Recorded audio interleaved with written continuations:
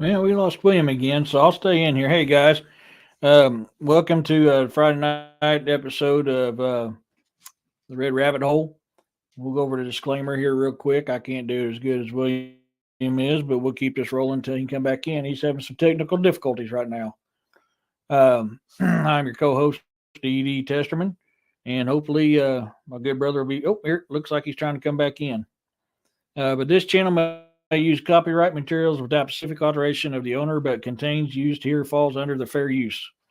Copyright disclaimer under Section 107 of the Copyright Act of 1976 allowances made for fair use for purposes such as criticism, comments, news, reporting, teaching, scholarship, and research. Fair use is permitted by copyright statute that might otherwise be infringing. Nonprofit, educational, personal use tips the balance in a favor of fair use. Overbuilt, how's it going? William's trying to get back in here, so we'll. Hey, there's my good brother.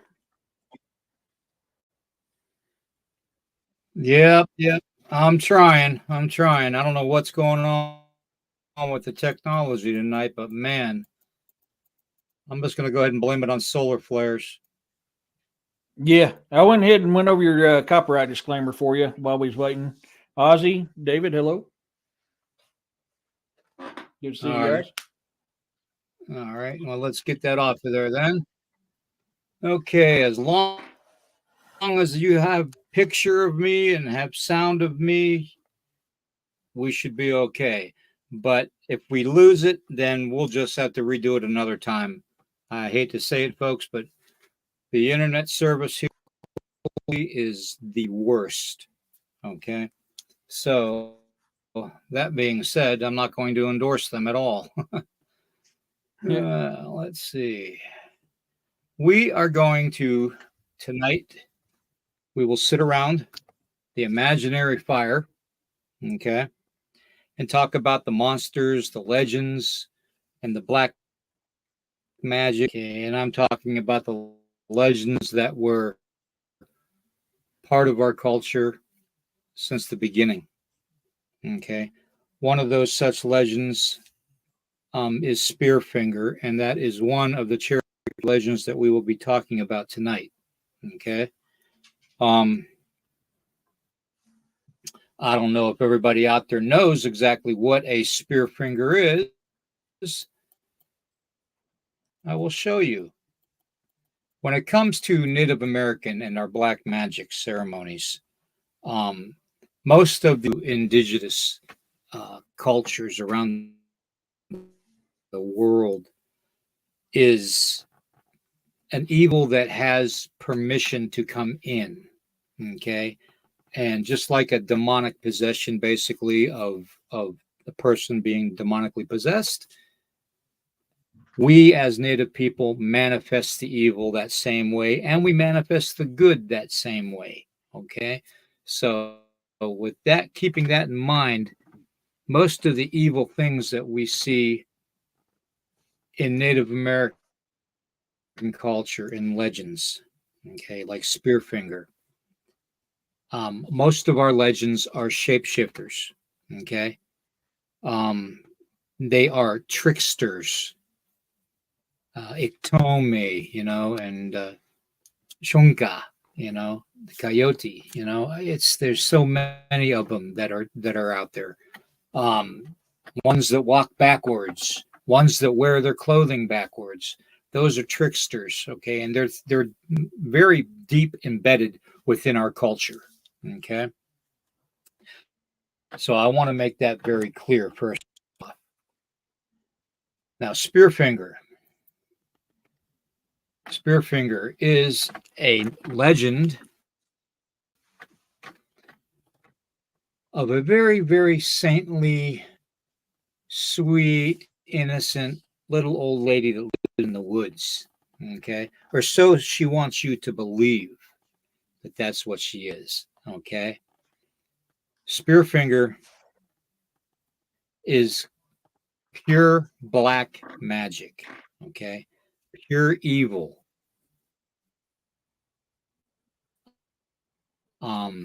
Basically, world. She is a shapeshifter. Okay. She can shift her shape into anything. If she wants to look like Bigfoot, she will look like Bigfoot. If she wants to look like Spearfinger, she'll look like Spearfinger. Any way, shape, or form to basically entice the children to leave their parents and their grandparents, come out into the woods with her.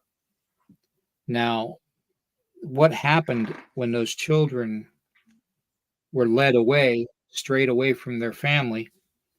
They were never seen again. And if they were, they wouldn't have their livers. Yes, I said their livers.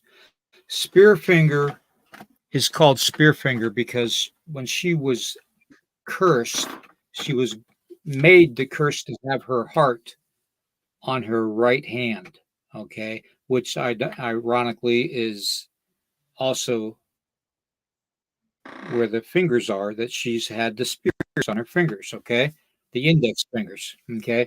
There's a lot of tales about it being one hand or two hands, but the only tales I've heard were the two-handed ones, okay, where she could, get you with both hands.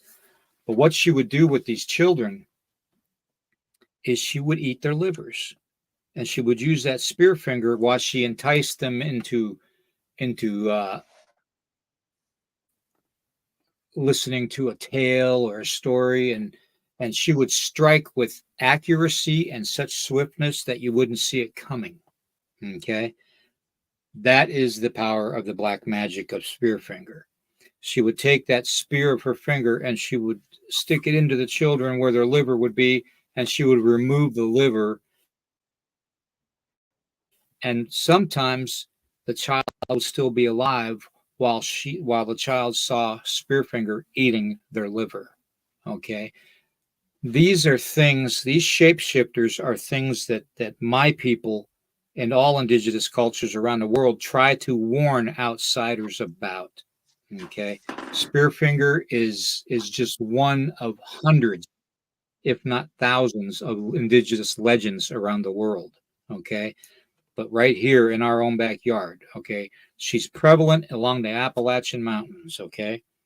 So if you're in there and you're camping out in the middle of nowhere in the Appalachian Mountains, from Alabama on up into basically Maryland, Pennsylvania, you might want to watch for signs of Spearfinger. Okay. Purely evil black magic is the only way to describe Spearfinger. Innocent little old lady, kind of like the Pugwudgie legends, that when the Pugwudgies would come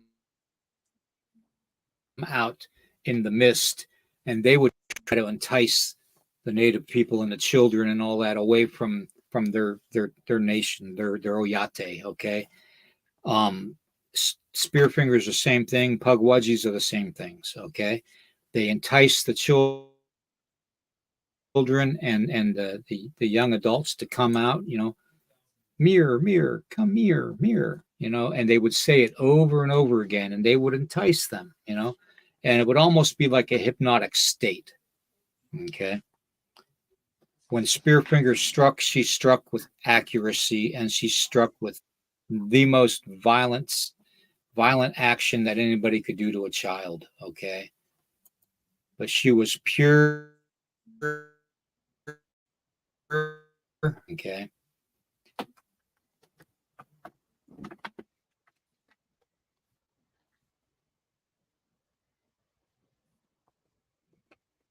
Now we've got the Scatamount, which is also a dark entity. Okay. Now this one here is kind of along the same lines as Spearfinger. It's a black magic type of a thing that the Wabanaki in their legends, it is just a creature. They have no word to describe what it is, how evil it is. Okay. Now this creature is completely malevolent, And again, on the same lines as Spearfinger, she does the same thing. She's going to entice the children away from their parents or their grandparents or whoever's protecting them, and tell them stories and all that. And then she's going to basically devour them. Okay. And the children would never be seen again. Now, these legends, I don't know if Eric, if you have heard of any of these. I'm sure you've heard of Spearfinger. I've heard a little bit on Spearfinger, but not one real thing familiar with her, but I've heard some. Yeah, what I've been saying from day one is that there are shapeshifters that live amongst us. Okay, and there are. You can call them alien, you can call them demonic, you can call them Spearfinger, you can call them whatever you want. Okay, the fact of the matter is, this medicine is old black magic medicine, and it's been around a very long time. Okay, and the only way to fight black magic is with stronger white magic or light. Okay, now Spearfinger had her heart on her right hand. Okay, the only way you could even harm her would be to remove that heart and stab it. Okay, the best marksman with the bow and the arrow in the Cherokee Nation tried repeatedly to hit that heart on her right hand, on the palm of her right hand, but they couldn't do it. Okay, they couldn't do it, and the legend lives today. You know, even today, she's blamed for children turning up missing along the Appalachian Mountains. Okay, and it's one thing that could even be linked to the 411 cases. Okay, it's the shapeshifters. Okay, the evil shapeshifters that live amongst us.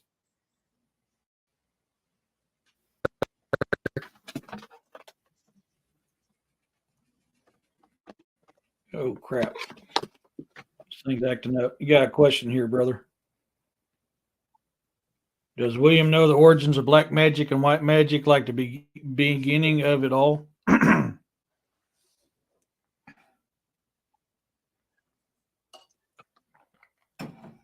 All right. To make it as easy as possible, to explain it, magic has always been a part of the races, okay? Especially the indigenous races.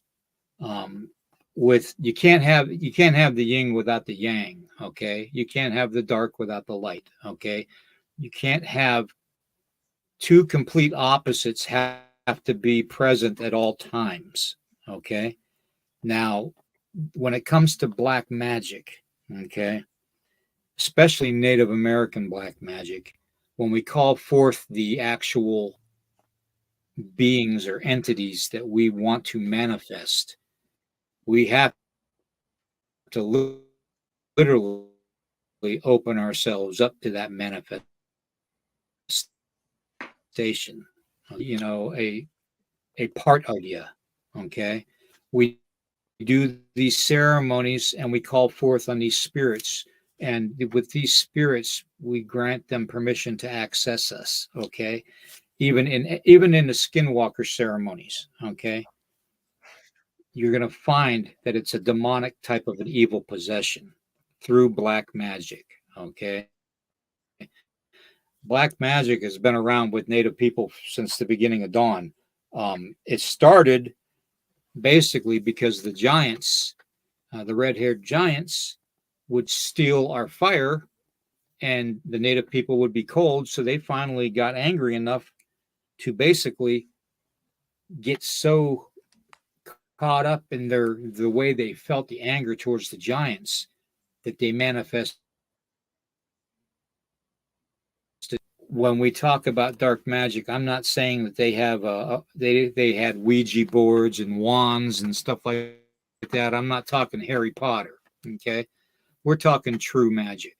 Okay, you ask anybody in the Appalachian Mountains about Appalachian witchcraft. Okay, and they will tell you that it's a derivative that came from the Native Americans in the area and their black magic.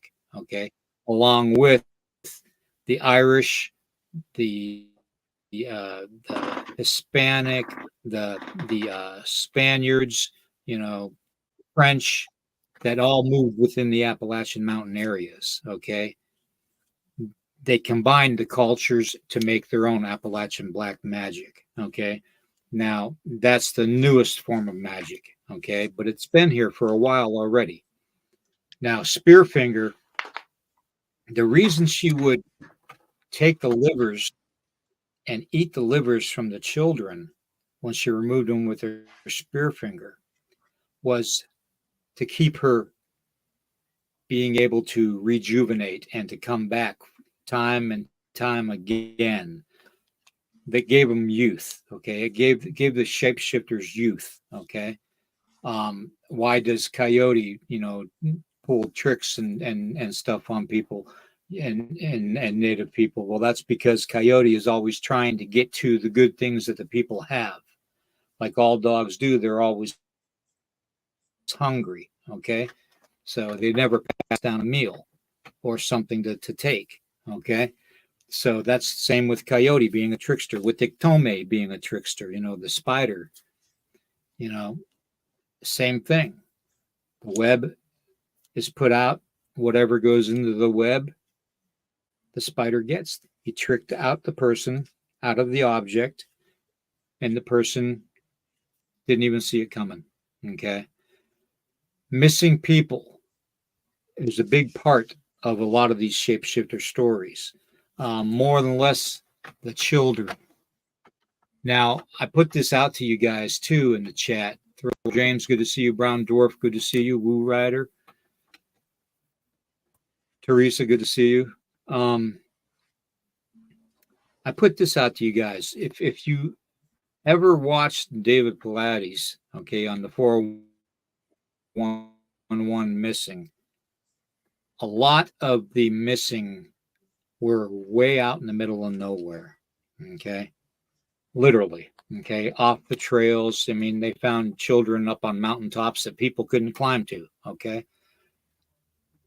These are the things that we as indigenous people have tried to warn people about for hundreds and hundreds of years, okay? And they don't listen, okay? Columbus never listened. The Spaniards, never listened. The conquistadors never listened. The British never listened. The French never listened. Yeah, I can go on and on and on with this. It's okay. The fact of the matter is, the native people have had these frightening tales, and this tale of Spearfingers is not just a tale and a myth. This is an actuality. Okay, I know how strong the black magic is. Okay, and I know what it is and what it feels like to have that power coursing through your body.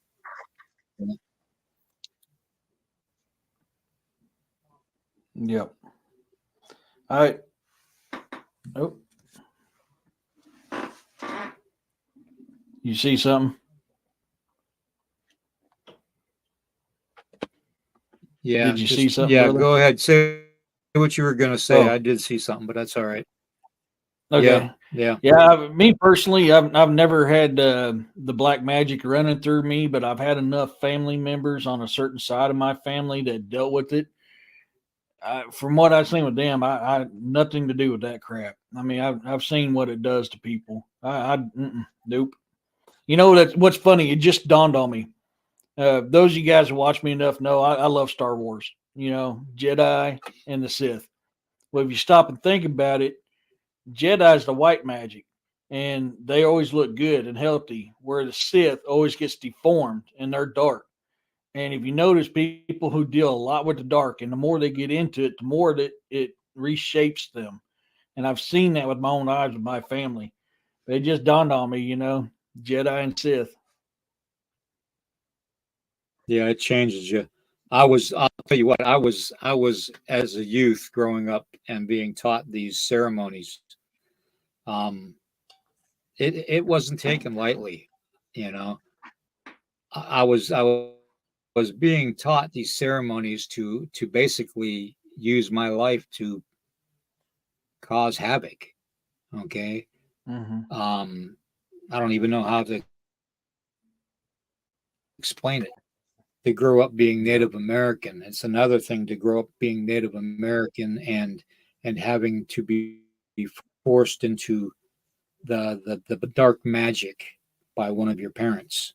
Um, Needless to say, you didn't have much of a childhood. Let's put it that way. Um, Yeah. but then again, my closest friends growing up harmed me at all. Um, but I remember doing ceremonies that and giving flesh that children shouldn't be doing. So Yeah. Oh yeah, man. What I've and these seen are things that happen I to was. my oh, yeah. Oops. Sorry about that, brother. The things I've seen that what happened to my family and what it takes. When you deal with dark magic, um, it don't it don't you don't get nothing from it. It takes from you. Um, it's not. I mean, and Exactly. look at all the the dark magic stuff we see in Native American lore alone, not counting all the other religions and races around the world. Look how much they're transformed when used it. I mean, it really, really does hit them hard. Right. You got a question, brother? Yeah, I'm gonna and it's pop it up true. for you.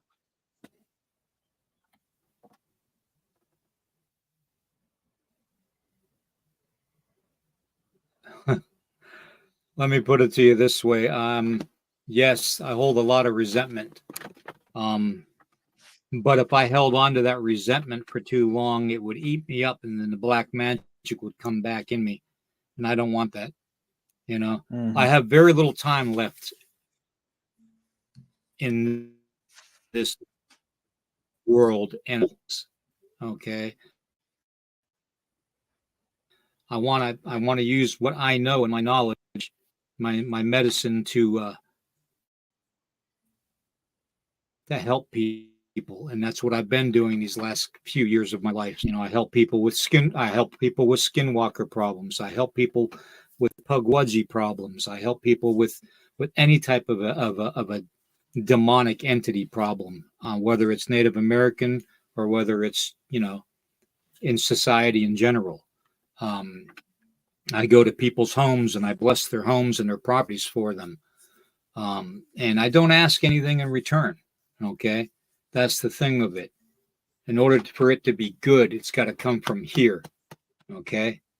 Not here. All right.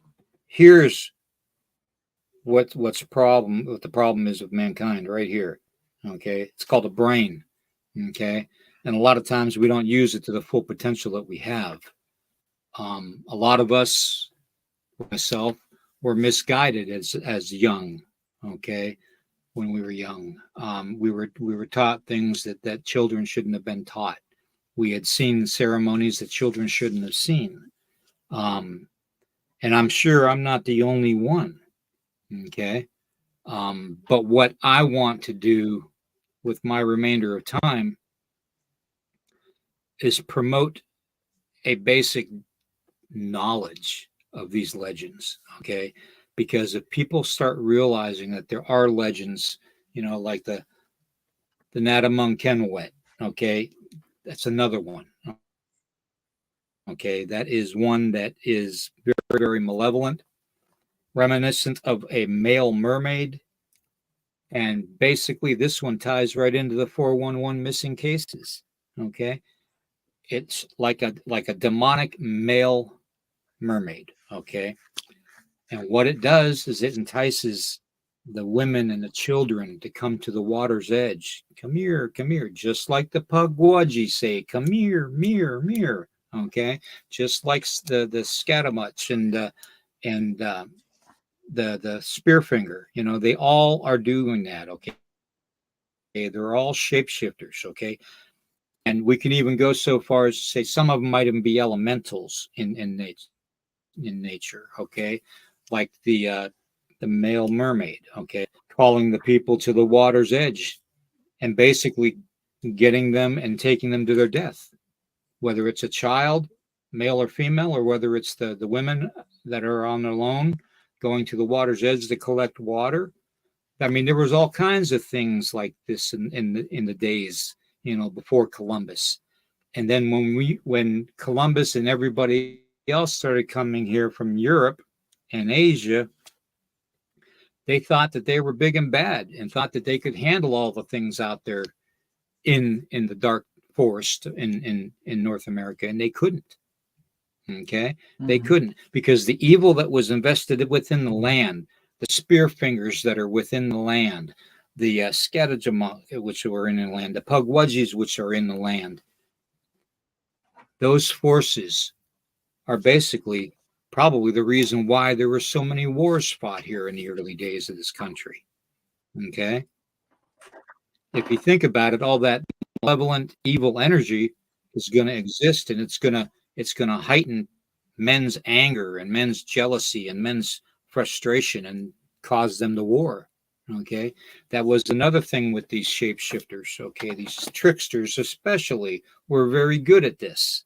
Okay, tricksters especially would say, it's like whispering something in one warrior's ear and telling them something that the other warrior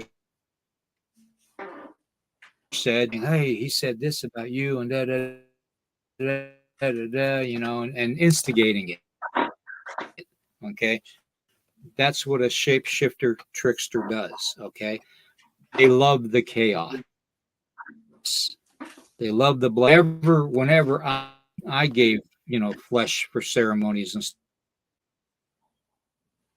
stuff in the energy level of of my being, my essence would from like a 5 to a plus 15, okay, to like a plus 15, 20, it's not good. That energy comes from what the ground we walk on. That energy comes from these shape-shifting tricksters that are within our environment, okay? And like I said, I wouldn't be afraid to bet my last dollar that the 411 missing people that are missing around the water is because of these shape-shifting beings. Okay, that's what they do. That's how they persist. Okay, and the same with black magic. Okay, the same with anything as far as black magic goes. When you take an innocent life, whether it's an animal or whether it's a person, you sacrifice that individual or that animal to make you stronger, okay, and to bring forth the evil. Now, with that evil comes great risk, because sometimes these beings, well, take for instance like the Rougarou, okay, take for instance that curse, okay, and it is a curse. The only way you can stop from being a Rougarou when a witch casts that spell on you is by getting somebody in your family that knows you to cut you with a bladed knife, okay, and make you bleed. And that's supposed to make the evil entity leave your body, okay? Now, there's several, almost every Native American evil legends that we pass down to our children is literally the end all for the evil entity is to have their blood drawn, okay, either from a bladed weapon or from an arrow piercing the heart, or from an arrow piercing in a certain part of the body that where their heart is hidden. There was a legend too that basically there was this shape-shifting entity that would come in the form of like a half deer and half human type of a being. Okay, now this deer, this buck would have his heart in his left leg. Okay, so it wasn't like anybody would shoot an arrow at his chest and hit him in the chest that was a chest of a man where you think the heart would be. It didn't do anything. Okay, there was a shape shifting entity in a um, small lake in South Dakota, and years ago, and this story was told to me by my father, and it was said to change into a snake and a giant snake, and it lived within the swamp. And basically, one day, a young warrior tried to prove himself to the young maidens that he was a brave man and that he was worth pursuing. There was this old witch that lived up on the cliff top, and he went to her and she tried to trick him.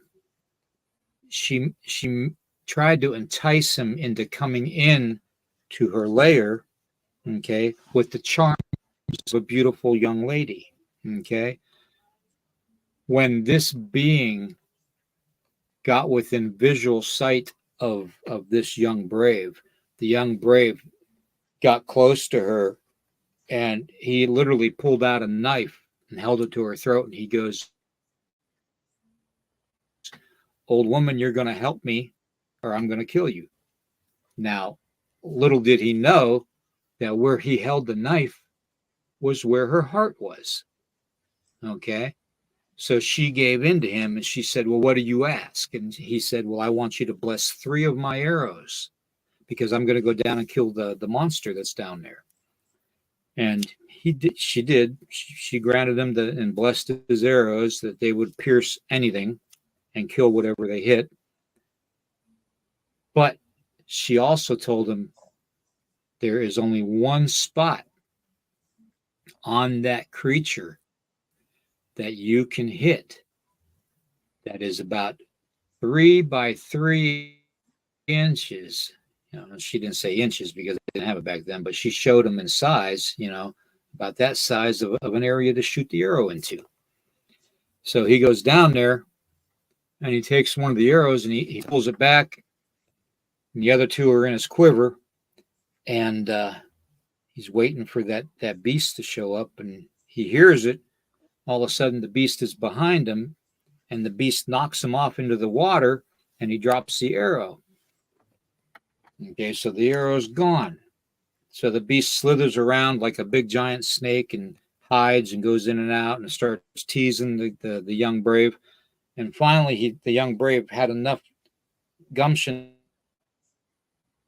to actually watch. Whenever he raised up his head, there would be a little diamond area where his heart was on this beast. Okay, and he would pull the bow back and he shot that blessed arrow, and it went right through into the heart of that beast, and it killed the beast. Now, that's the thing. The majority of these Native American shape-shifting entities, these legends, all say, 99% of them say, you have to stab it within the heart. But you have to know where the heart is. That's the thing. You have to know where the heart is. Now, have you ever heard of any legends like that, Eric? Actually, I remember that, and that's funny because you remember when I was doing my live a little bit ago when I was working on my book, we was talking about that movie Dream Keepers. That legend's actually in that book in that movie. Yeah. Yeah, just like Yeah. they That's a true legend. yeah, That's why I was sitting there when you said that. I was like, I remember that. Yes, that was a very good one. Um, I mean, and there's so many legends out there. I mean, look at I've told this story many times on your show. About the two brothers who went hunting and were successful and came across an old man in the woods, and the old man asked them for some food, and the brothers were like, "Yeah, we got plenty of food, grandfather. Here, have some." And they gave him some food, and he was so thankful that he gave him that they gave him food that he blessed him with the gift of the wolf to make him a more successful hunter. Um, and originally, they can transform into a regular wolf, but one brother started using it for the wrong reasons, and eventually he done it so much that it forever changed him in what we nowadays call a dog man. But transformed him in that shape, and he can never return back to human form. So I mean, there's another thing that you can even get blessings from something and do it wrong, do it for a wrong reason, a dark reason, and it'll forever change you. Um, and you're forever. I mean, the brother can never go back to human form. Um, I'm trying to think of another one off the top of my head. It's been a while since I've recalled some of these. Um, I mean, heck, the Wendigo is another good one. I mean, that's another good one there. I mean, people misunderstand what it is nowadays, and I think they cross reference that buck that you was talking about with what a Wendigo is. Um, Right. that's another one. Hard to kill him. You got to have the right circumstances, the right things, and depending on who's telling you the story, depends on how you kill them too. Which, if you look at throughout all races throughout the world, Yeah. they all have similar supernatural entities like that. I mean, it's all over, and they each have their different ways of getting rid of that entity. Um, let's see, what's another good one that I can think of? Right. Um, man,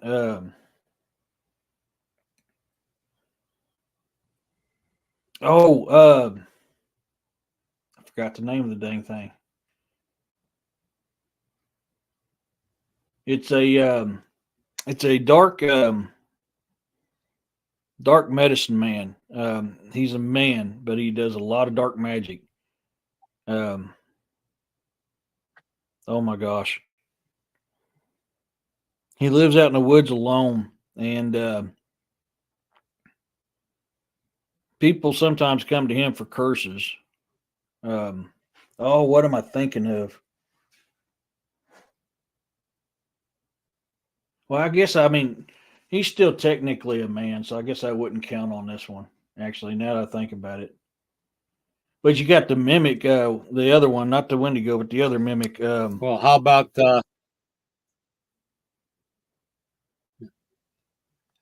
Oh, the Wanaji? Banaji. Oh, that one sounds familiar. I'm trying to remember that one. Wanaji. Is that's not the Wanaji are dark the medicine? evil goat. Oh, No, that's the evil goats. Yeah, they're the ones. They're the spirits that are evil, basically the demonic that is in charge. The evil being that is in charge of them. And what they do is they will be the ones that usually with Native American tales, they would be the ones to send the owls out to sit on people's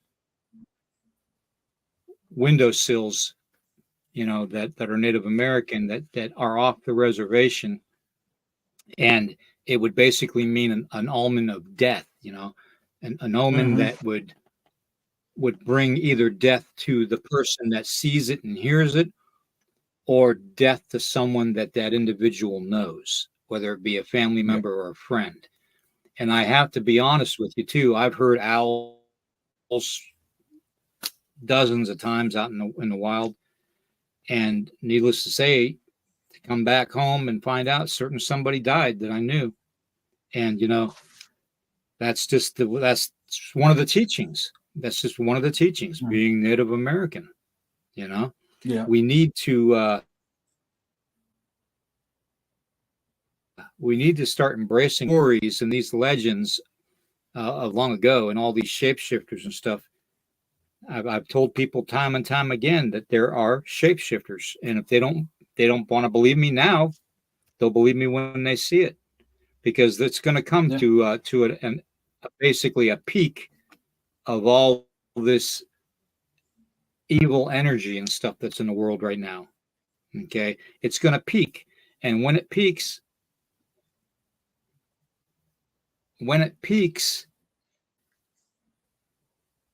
people are going to start seeing a lot more than what they're used to.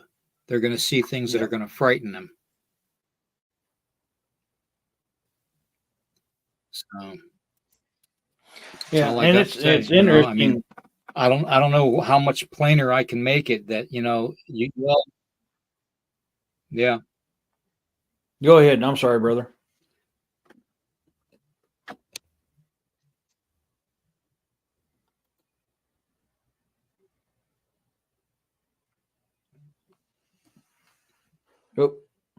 Oh. Actually, a lot of Woo Rider, a lot of Druids didn't live in the forest. Yeah, their spirituality, their religion is based around the forest, and a lot of their practices are done in the forest. Yes. Yeah. But yeah, they lived in the village the same as everybody else. Now, some did live in the village, right? Exactly. But they're. Go ahead. We got a lag, so it's kind of. Now, do you want to know why I tell people? Yeah, one of the reasons I tell people when they go out Bigfoot searching and stuff, I hate the word hunting, okay, because you're not going to hunt something that doesn't want to be hunted, okay. I'm sorry, but that's just the way that being is. They like to be left alone, so leave them alone, okay. But one thing about Bigfoot is he knows what you're thinking and what you want to do before you know what you're going to do. Mm-hmm. So that kind of a way of existence is like being a holy man, okay, being a medicine man, a Wachashawakan. You take that Pejuta Wakan, that sacred medicine, and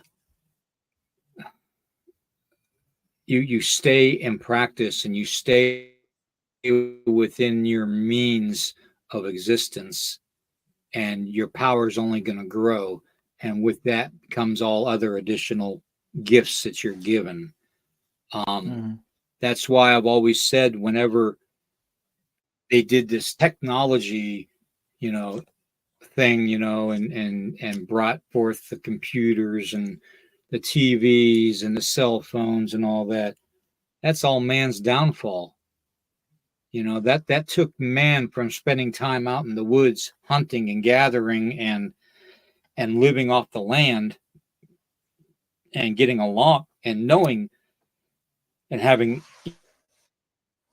an intimate connection to the land, okay, and the animals upon the land, all right, to now they have an intimate connection with their cell phones and their computers, and it's not the way it's supposed to be. We lost that, okay. We need to get that back, okay. We need to start realizing a lot of these old legends had meaning to them, okay, irregardless of whether you think they were true or not, okay. These legends were given for a reason, okay, and that was to teach the young ones, the little ones, to where not to go and what not to do, and and how not to behave. These legends, every legend out there is based 50% in fact, okay. So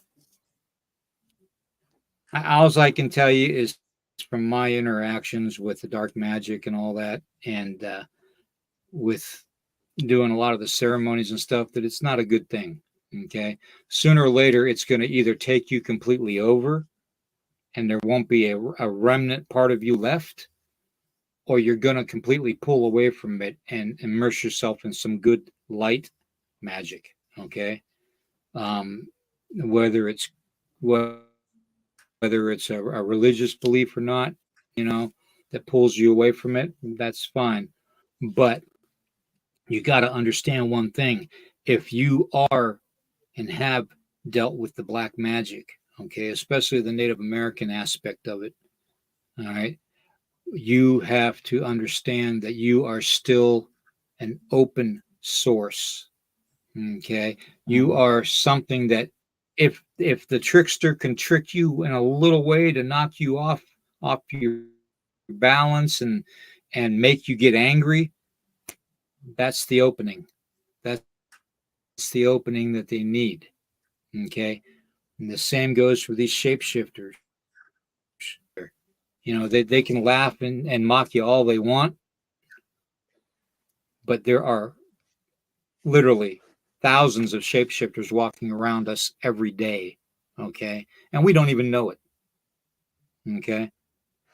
I mean, at least with the reptilian, which, you know, they can make us see things like they're human and not a reptilian, which is ironic because with them it's more of a feeling you get, and it's more of a sense of an earthen smell, a musky type of a smell when they're around.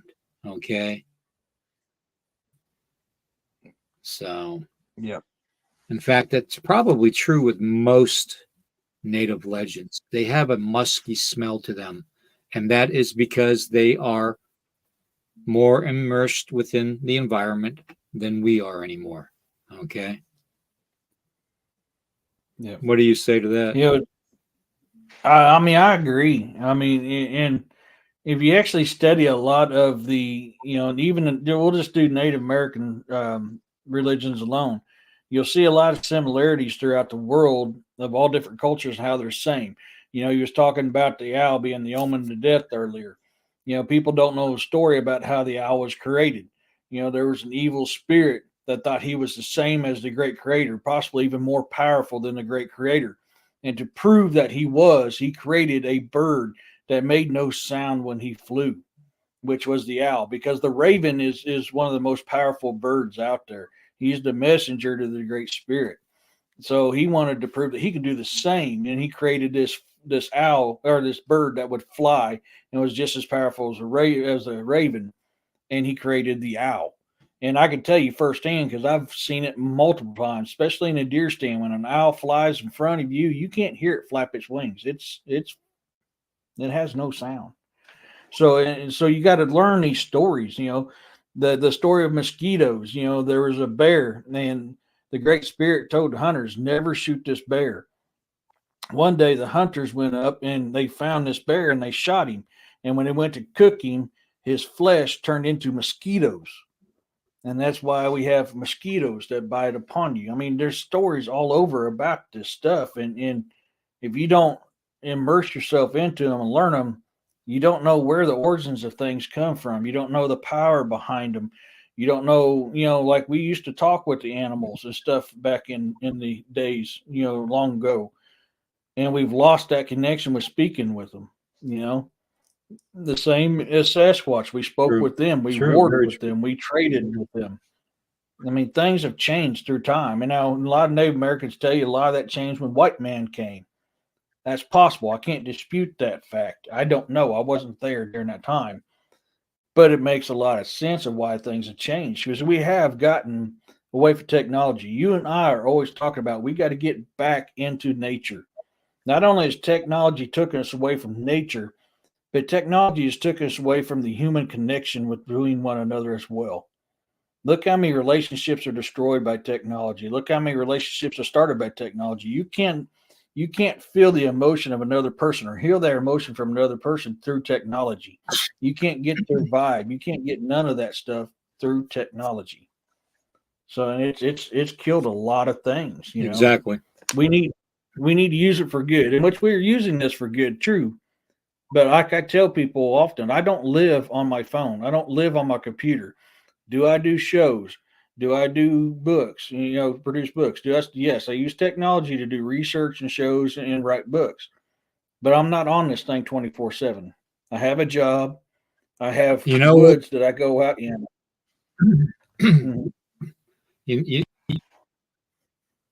you know the one thing that that these some of these legends actually meant to teach the young ones was to teach the young children never to judge somebody by their appearance or by their mannerisms.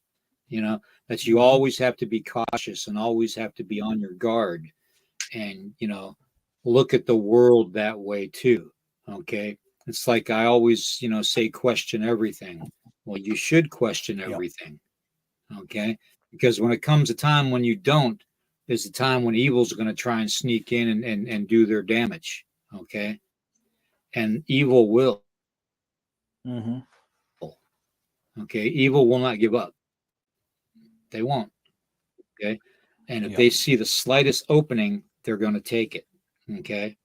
Whether it's your uncle or whether it's your aunt or whether it's your cousin, that uh, they're gonna weasel their way in one way or another. They're gonna turn family members against family members. Okay. And tribal members against tribal members. Okay. That's what they do. They're chaos. Yeah. Okay. They're all chaos. All right. Rage incarnate is what it is. All right. Pure evil. Purest black magic you could ever think of. Okay. And, it's just funny how a lot of these legends, and I've said this time and time again, if the missing 411 investigations would correlate some of their missing people with some of these legends and the locations, I bet you they would basically be amazed at the correlation that a lot of these legends have. We Actually, I have think I we have have spirit. pictures of that. Yeah, we have spirits and sprites and all that, and elementals that live within granite boulders. And I Hmm. know for a fact that there are missing people around granite boulders. We have Hmm. elementals and evil entities in water. And by God, over half of the instances, if not three-quarters of them, are by bodies of water. Okay. Hmm.